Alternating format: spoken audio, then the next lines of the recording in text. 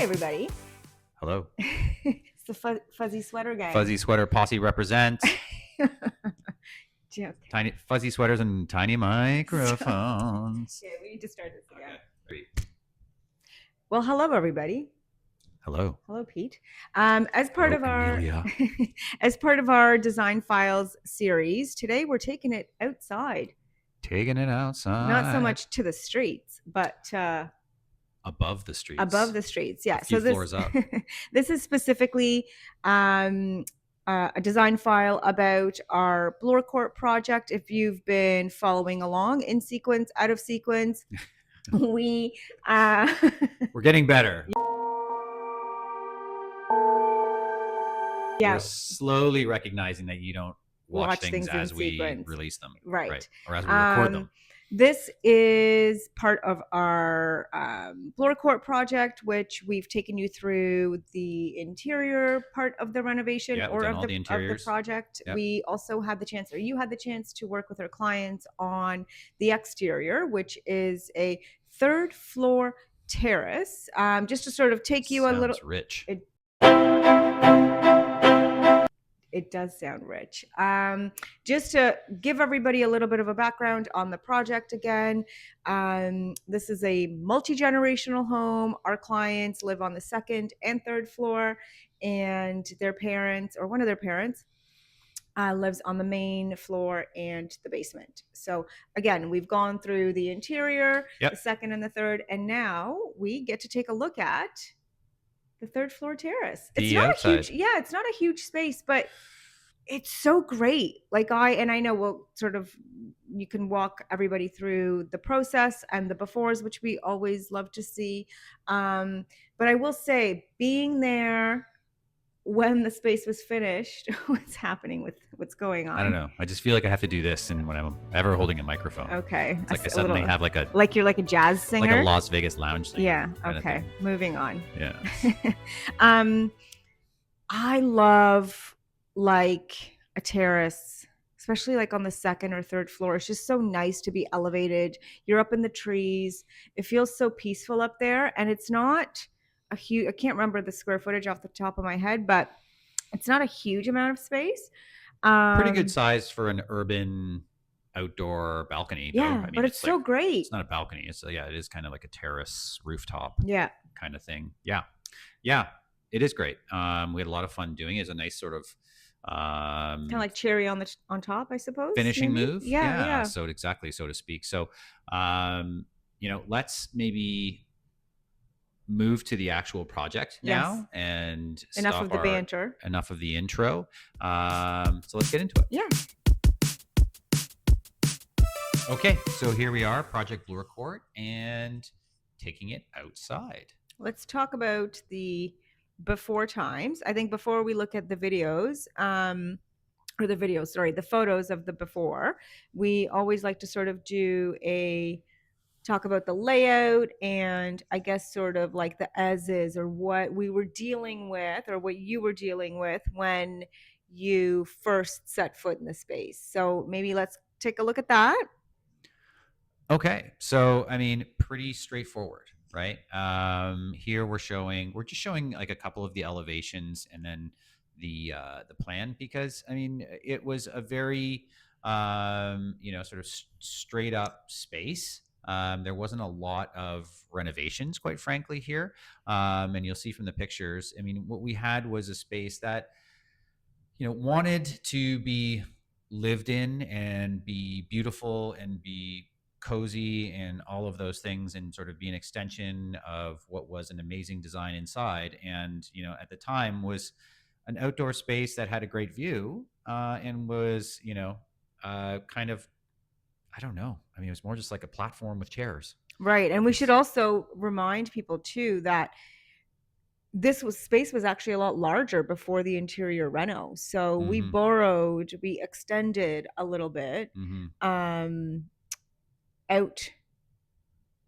outside, I suppose, if you will. We borrowed some of that. You took space from we borrowed some of that exterior space in order to accommodate all the things that we needed to accommodate upstairs on the 3rd floor. So the space previously was a lot larger. I will say it still is like a super decent size considering, um, considering that it's a third floor terrace. Yeah, I mean, considering also that it's, I mean, you're right in the city in Yeah. Toronto, and you've got like really brilliant outdoor space that potentially can accommodate being outside.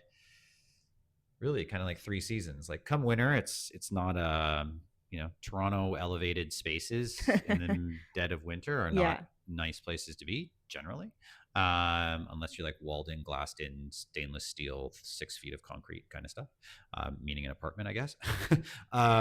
So yeah, so I mean, we wanted to make this as much as possible a three-season space that gives sort of everything that obviously our clients looking for. You can see, I don't know, a few things to maybe call out here is you'll see they had this like wooden planter kind of thing running along here. Up beside that, that's the neighbor. This is a semi, remember? So yeah, that's the neighbor there. We've got a screen there. We'll show you that. There is an existing pergola frame, I guess you want to call it. I mean, it wasn't, Hmm. there weren't any slats running across or anything like that. It was really like the posts and the cross beams. And did And they have like any ivy or anything? I can't recall now. Did they have anything on that anything on yeah, that pergola? yeah. Luckily, I mean, fortunately, they had some wisteria planted there. Mm. That I mean, both of our clients were very love plants. Hmm. One of them especially is like an aspirant gardener, if you will.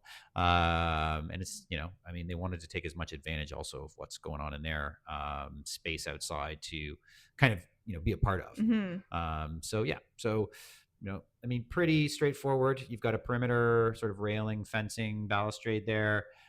Neighbors here. This is the view you'll see in these photos. This is the door coming out, and this little window brings light into the Bathroom. newly added bathroom, Yeah. right? Yeah, which is frankly kind of nice to have right beside your balcony too. Um, yeah. That's, So let's maybe take a couple looks at the photos. So yeah, I mean, oh man, you did this on a rainy day. yes, yeah, I was Good out there. times. I think I was out there measuring as well.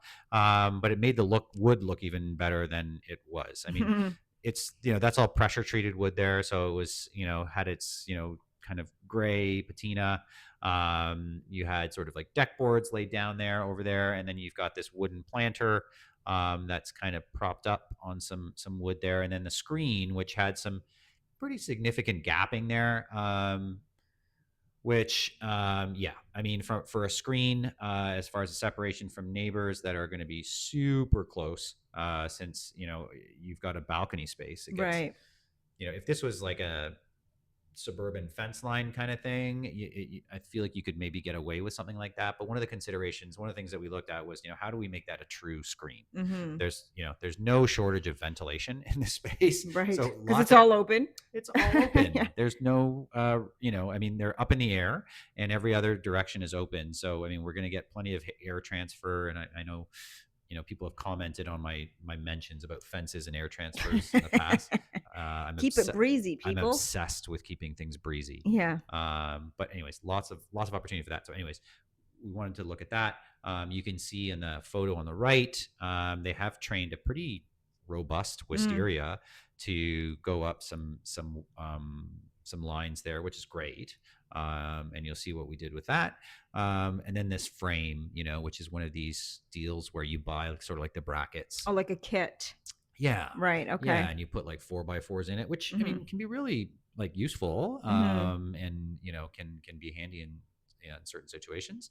And then they've got some stringy lights, which is always kind of lovely. And then, I mean, I guess as far as like furnishings and stuff like that go, we've got some older chairs out there that, we're looking for an upgrade, and, we need to look at some spatial changes as well too, and how things are stored and that kind of thing. I think I would have even liked to have had this next photo maybe before. Mm. Whoops.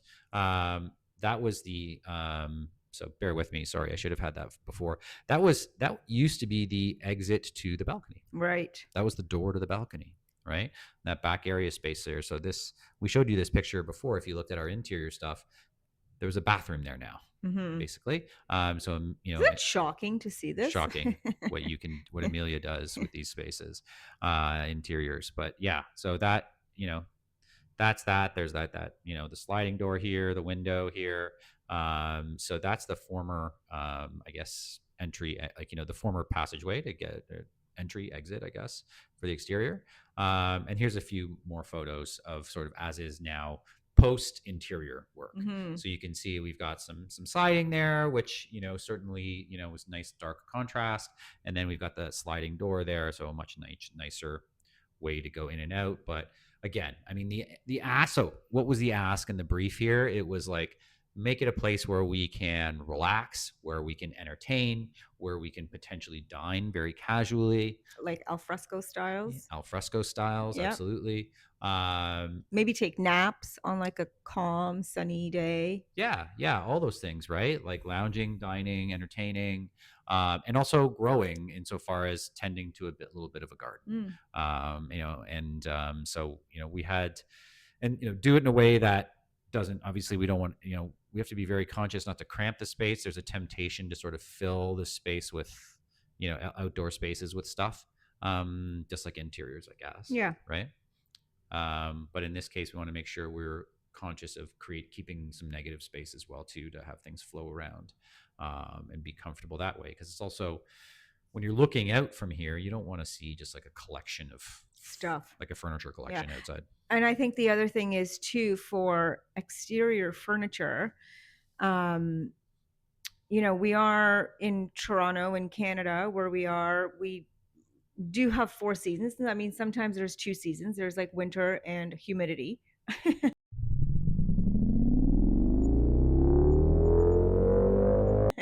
Yes. But lately we've actually had the 4 seasons, and like winter and fall gets pretty brutal sometimes. So, the rain and the cold and the snow and all that kind of stuff. So, and then we'll talk about the furniture selections too, but I think, we have to be mindful of sometimes when you see images on social or, places like Pinterest, and there's exterior furniture and photos, we want to replicate those things, but it doesn't necessarily make sense all the time. So I think yeah, for sure. I mean, I would say that the gross majority of like photos for exteriors that get shared in Pinterest boards to me are like, oh, that photos from a project in Australia. Like right. Almost all of them. Yeah, right. Yeah, and different climate. Or California. I mean, South America somewhere where it's like super warm and nice and temperate, I guess. Maybe that's not the right word, because it gets hot there, obviously. But yeah, but I mean, just like a different deal, right? Right. And so, and yeah, so yeah, that's definitely something to consider, and we have to make sure that things are gonna sort of weather the weather. That should go on a Yeah. t-shirt. All right, let's Yeah. take a look at the after. All right, let's take a look at the after. Yeah, so we've got this terrace, 3rd floor, really just kind of like a blank slate. It's been sort of utilitarian to date, I would say, For the most part, yeah. Now you've got this beautiful indoors, and then it was the plan was always to get to the outside, and gratefully we got there. So the brief is make it, what do we say, looking back at our notes, I think it was make it loungy friendly, make Functional, it multi-use. yeah, right. So like loungy, dinners, entertaining. Loungy includes relaxing, that kind of stuff. I guess what you would typically kind of ask from. And make it comfy for the cat. So we're Yeah. clients have 2 cats, and one of them just like sits out there. Yeah. He said, what? That's a good cat. I'd say a lot of cats would just like scoot off. Yeah. jump off and Yeah, I onto think a he rooftop sits there or something. for hours at a time. Anyway, I digress. But Very nice. yeah. Very expensive cat bed, maybe then. But yeah, and so we want, and as ever, the challenge with outdoors, it's like how do you make it beautiful while also making it durable, and this had unique challenges because you're elevated, you're way up in the sky, right? And we talked about Toronto, Canada. Yeah, we have 4 seasons here. Yeah. So you really have to, and sometimes like in the fall, sorry, I kind of cut my sentence off, but I will say too, like sometimes in the spring and fall, like in most places, I think that have 4 seasons, it's hot 1 minute and sunny, and then 2 seconds later it's pouring rain. So, right. Or hailing sometimes, or snowing. So I think, also too, I guess when you're choosing I don't want to make this we're not talking about materials here per se, but I think it's Yeah. important to note too that for the exterior, buy and source and get the best quality things, I guess, because those are going to stand the test of time and are able to withstand the rain and the snow and the whatever. Because sometimes you're not going to have enough time to run back upstairs or downstairs or outside to gather up the cushions and put them in the garage or in storage or whatever. Yeah. So I think that's important for people to maybe note. I don't want to, again, I don't think this is a conversation to start talking about materials, but I know Well, you always preach that too, I think, to clients.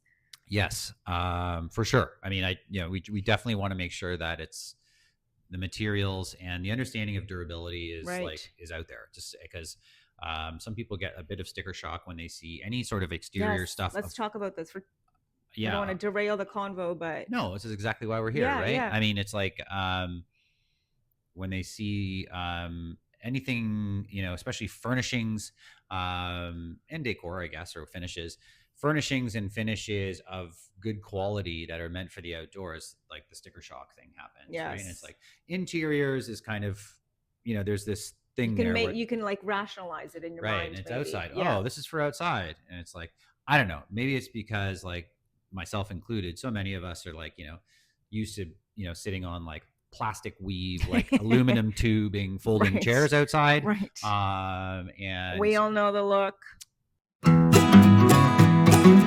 love them. Great for photos, but not great for longevity Right. and generally, A durability. yeah, and aesthetics, right? Yeah. So yeah, so there's a lot of stuff to consider that maybe doesn't have to get considered for the or there's stuff that's specific to the outside that Yes. isn't really discussed for the inside, I think, a lot. So we'll walk you through kind of where we went with you know how we came to some finishes, color Like the schemes. vision board, Yeah, a maybe. little Yeah. bit of the vision board, show you the new plan, and then we've got, like, even in this one we've got a little video instead of just photos. Oh, ooh la That's right, la.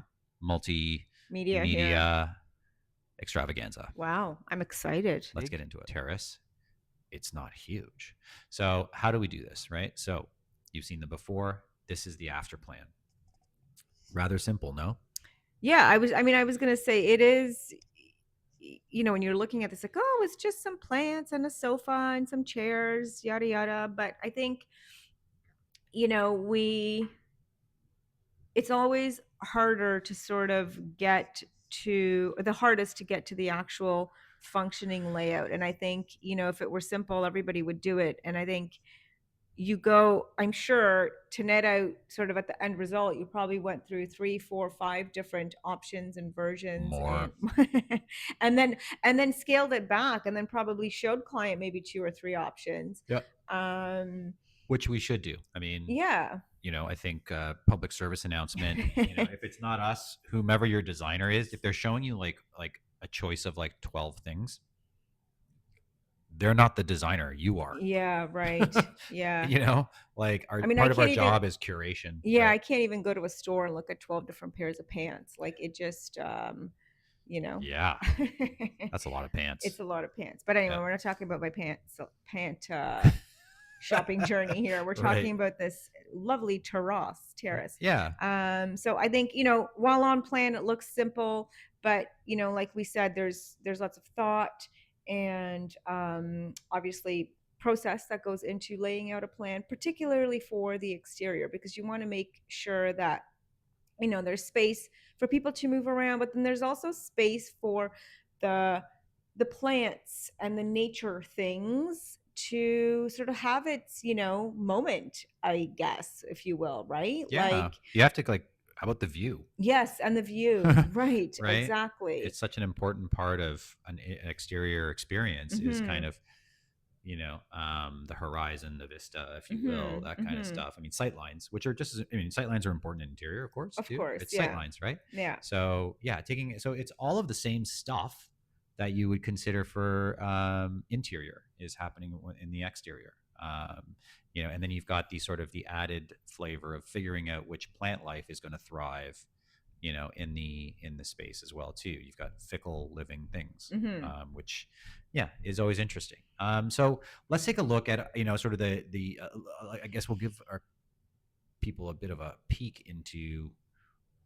Our I can't talk today. Mood boarding process. Yeah, yeah, yeah, yeah, So is this something you shared with yeah. clients, or is this okay? So Pieces of, yeah, yeah. this is from your presentation, I guess. Yeah, Yeah. yeah, Okay. exactly. So, the brief also included some aesthetic demands, if you will, or Mm-hmm. specifications. And it was Mm-hmm. like no big, crazy maximalist like primary colors. Mm-hmm.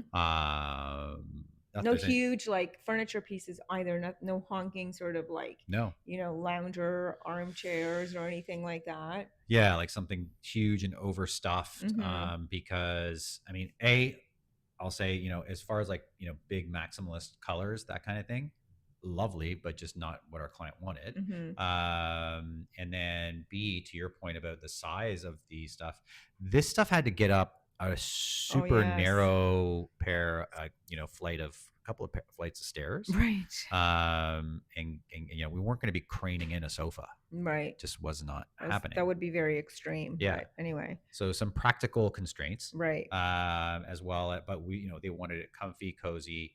They wanted to be able to lounge and all that kind of stuff. And then, aesthetically, they wanted natural finishes Mm-hmm. as much as possible. Mm-hmm.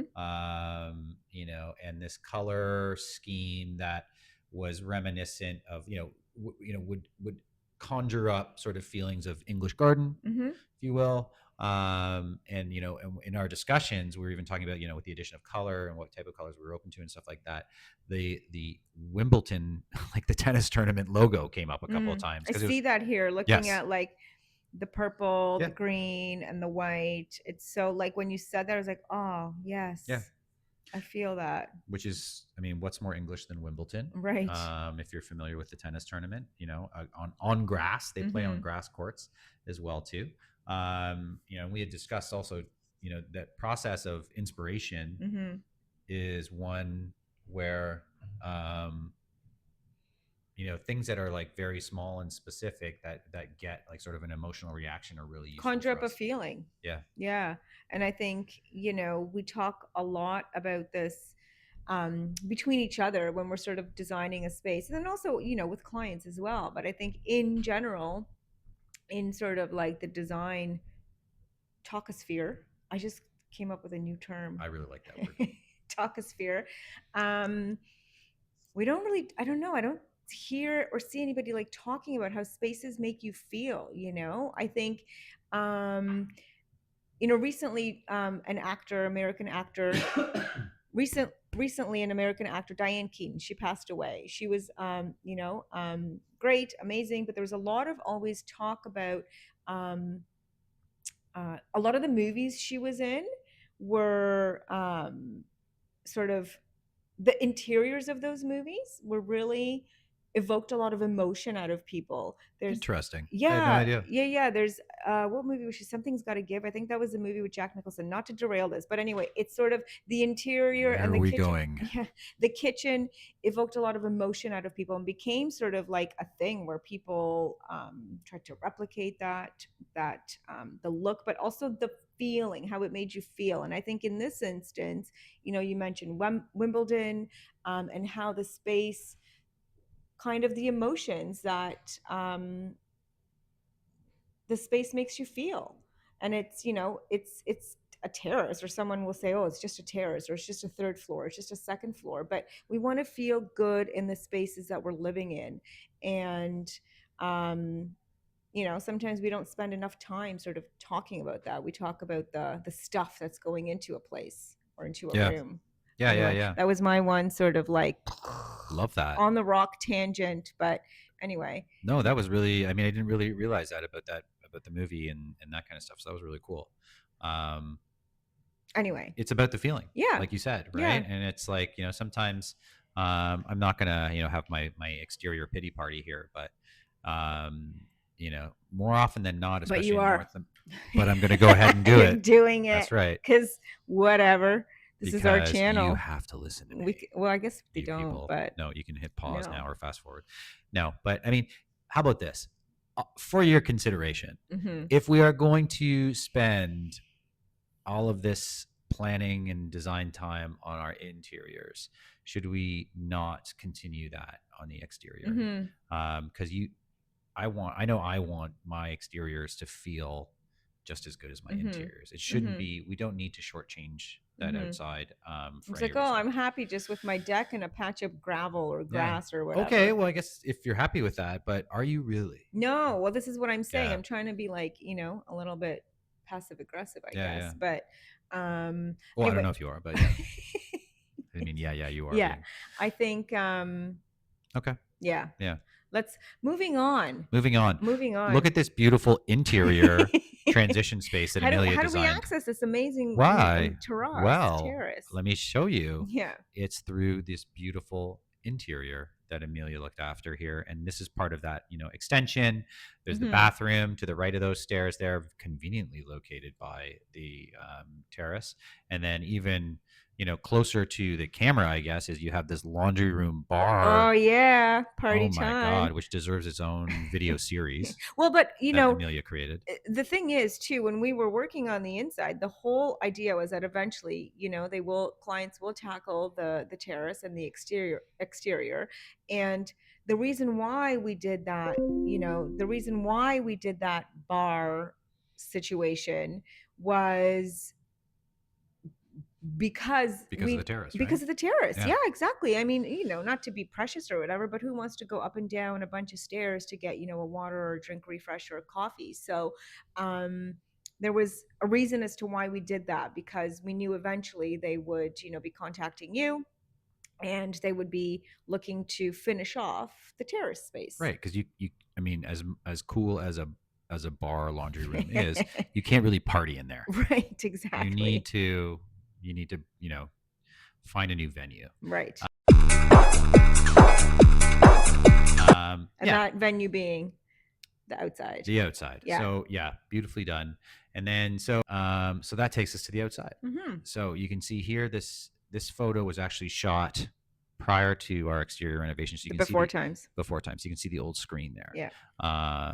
So and I think we have a video we here. have a little I think. video. Ooh la la. Yeah. So I'm going to let it run, and then it'll take us back through. So this is a lovely sort of springy summer day. Look at that. Look at that sun view. Was nice. That was Look a at nice that screen. day. We had nice summer fall weather in Toronto this year. Yeah, and you'll notice, I mean, pretty close to our mood board here. If we go here, you can see the sofa, this rug here, these poofs, this tray, this chair, and voila.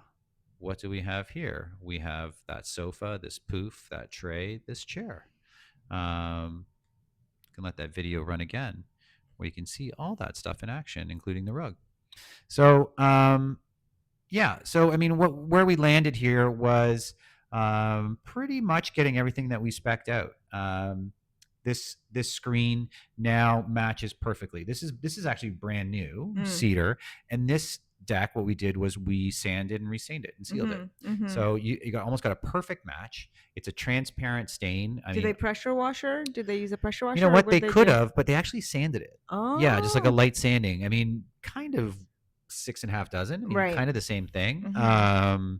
Yeah. So what the result is, you get pretty this, great. kind of perfect match there. Yeah. And then, such a great foil to have all this new greenery and all these like purple plantings and purple and green, as well, these white flowers. We've got this planter here, this custom planter, which has been built for our client, which is widened out from the existing or the previous predecessor. We painted it black, insulated, so all of these plants will thrive for years to come. That's great. Yeah.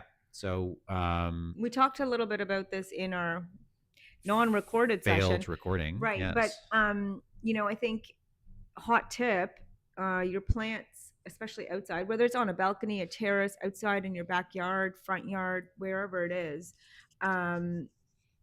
insulating your pots and your planters will make your plants live through the fall and winter season. So I think Yep. you had said maybe in the comments or wherever in this video, you'll include some, maybe a tip or two on what to do for people if they want to insulate Yeah. their planters. I'll Yeah. include it's literally foam insulation pieces. And where do you buy that? Home Depot. One of my favorite stores. It's Home true. It's Depot, true. call me. I will do a sponsorship. She will. I love that store. Yep. So much. I love the smell. I love the feeling. I like going in there by myself. Noted. Okay. I love an HD trip. No duo trips to Home Depot. So, yeah, we'll drop that in there. I mean, I guess that's our. I guess maybe that checks the box for our DIY tip. You can insulate any planter. The caveat here is when it's not a custom planter. Store-bought planters may not necessarily be big enough because you need to have space inside for soil and for root growth. So as ever, you're going to buy a planter with consideration of how big the plant's going to get and all that kind of stuff, and allow for a big enough root system to happen. And if that thing's going to be living there for quite some time, and you're not going to want to repot things every couple of years if they're growing outside. Good Custom point. Tends to be the general way to go, or you could just like supersize something. But I was just gonna say, so why? Yeah, right, proportionally, because then you're waiting for that plant to grow, and it takes forever. It's not like it's kind of like buying your 10-year-old like size 36 waist pants and being like, he'll grow into them eventually. Yeah, right, exactly. Just cinch it, put a belt in it. In the meantime. Put a belt on it. Yeah. So you're right. Proportionally, it may look kind of random. So I think, I guess maybe you would do that only selectively or in a situation like this, right? Yeah. So, I mean, just to sort of, I guess, not get too stuck on this planter insulation thing, you can insulate them. If you're planning on keeping plants, if you want plants to survive the winter, they need to be insulated because that foam insulation kind of acts as like the ground that would insulate like a plant in the ground. Otherwise, when they're in the pot, the cold air gets them and kills the roots, and then the plant is dead. And that's the way it works. And not to sort of talk about too much about wood and materials, and it's not like we're like cedar spokespeople per se. Well, one of us was. Yeah. But can we just talk like maybe like a minute about cedar and sort of like in this case, I think you said the deck or the deck was sanded and stained, and like what a little bit of like elbow grease. And again, this is not, we're not doing DIY sort of tutorials or whatever. It's not the intention here, but I do want to can we maybe talk a little bit about how a little bit of like elbow grease and we're going to have the elbow grease discussion. Yeah. And DIYing or whatever. You could pay someone to do it. Yeah, totally. There's people who actually do that for a living. Yeah, totally. Especially when you get into like some of the Brazilian hardwoods, like the Ipe stuff out there. Yes. What's that other one that you've used before? Ipe and ash. Ash. Yeah. Yeah, that's like a thermery. That's like a brand name for this. Like it's like a heat treated hardwood. Right. Great product. Different than let's say cedar. But let's just talk about just kind of like a little bit of like elbow grease in the springtime. Yeah. Well, it's maintaining, right? Yeah, maintaining. Yes, yeah. Thank you. Yeah. So it's that's like the word, not elbow grease. Yeah, get something like these natural materials can last a really long time. Yes. Like, and I know some folks will go and try and find like a composite or something like that. And I'm not gonna go off on composites again. Yeah.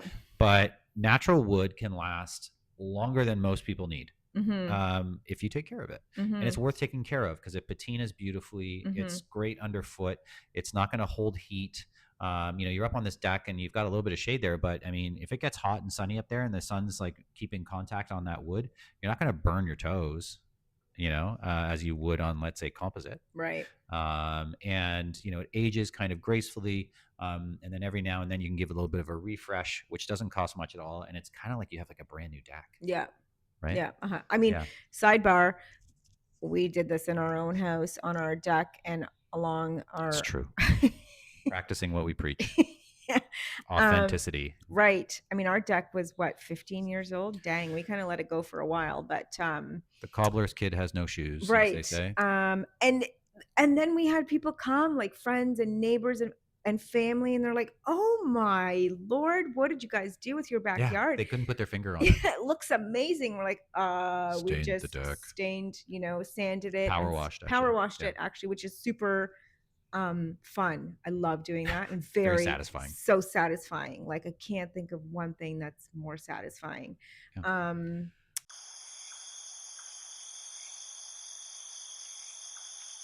anyway, and it really does elevate things, and Mhm. just like extends the life of your stuff, I think, so that you're Yeah. not, who wants to spend like 10-20 grand on like a fence or a deck? Not me, every 5 years. So Yeah. Yeah. No, um definitely not. So yeah. a little bit of maintenance, sort of, Yep. as they say, an ounce of prevention is worth a pound of cure. Wow. So I feel like yeah, that's like a commercial it's an from back in the investment, day. right? Yeah. Yeah. And Yeah. let's talk about this view. So I made that. I love people who take credit for views, right? When you go to somebody's like cottage or something like that, they're Yeah. like, look at the view. It's like they made it or something like Yeah. that. Sorry, I'm getting a little catty. No, I'm just Yeah, joking. right. It is a great view. No, it's and I think this is important to sort of note. It's a city yard. But respect that view, maybe, right? And it's like, Yeah. pay homage to it and frame it properly and Yeah, give like you it. see you see downtown, kind of like you see the Yeah, office buildings, and look at all you those can't people really see the working. CN Tower, but I think maybe if you like tilt your body a different way and peer over the railing, you could see the CN Tower. That's not the CN Tower. No, that's a a tree. plant. Or tree, right? um Yeah. So I mean, so how do we wrap this up? The client got like all the plants they wanted. They have a new, beautiful, comfortable space that's functioning for them, that matches the insides. mhm. And I mean, even, sorry to interject, but even like color wise, I think, yes, yeah, we have, intentionally. we have green and black Yep. inside. Yep. And, so it's important, I think, to sort of have cohesive spaces Couldn't and agree more. spaces that make sense, and you flow, especially when you flow from inside to outside.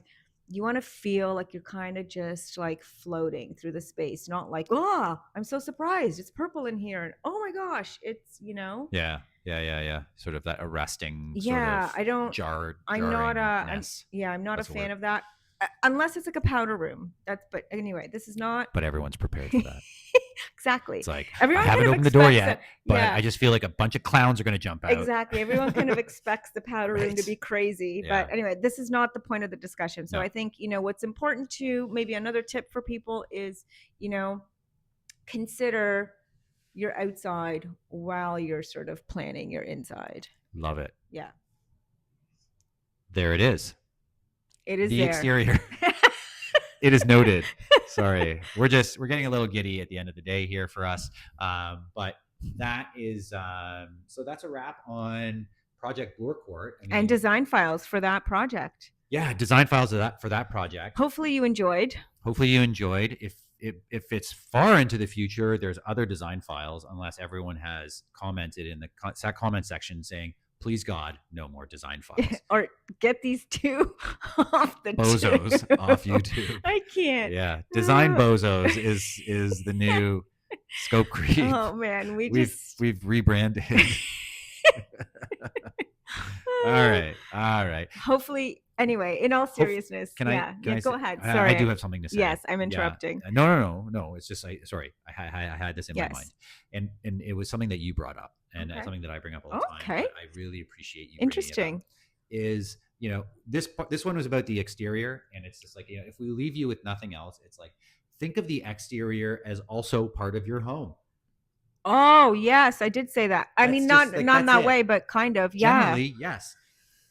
Oh, that's a big one. You know what? If you're doing a project, let's say, and budgets. Here's the practical on generally what happens a lot is, we'll speak with clients. There's a budget, and then it's like, and then they're yes, we want to do the exterior, and then when the budget comes down and there's the interior and the exterior, they say, I'll do the exterior some other time. Mm-hmm. And then it never gets done. Yeah. But I think, the best projects, and a lot of the projects that we'll share here are obviously the best projects, but I this project, obviously our Mineola West project, which I think eventually we'll maybe talk about as well, Well, where we did the someone's got a programming shot list here. yeah, where we did the interior and exterior, no big deal, but it was published. Nominated for Home of the Year here in Canada, I Yeah. think. By House and Um, Home. the other project we did, we wrapped it last year, I think, in Little Italy. We did the interior and exterior, and those ones are always, in all honesty, the best experiences for us as a studio, because we get to work holistically, but also for the client too. They're like, everything's done top to bottom, We just and take care of them. yeah, and it's the best feeling, truly. And a lot of the times, like you said, budget sort of dictates things, but We understand that. yeah, we understand that, obviously. But I think, this is where work with your designer, your studio, whether it's us or whoever, to hone in on sort of some of these elements that are maybe out of budget, maybe eliminate those, You know what? maybe Yeah.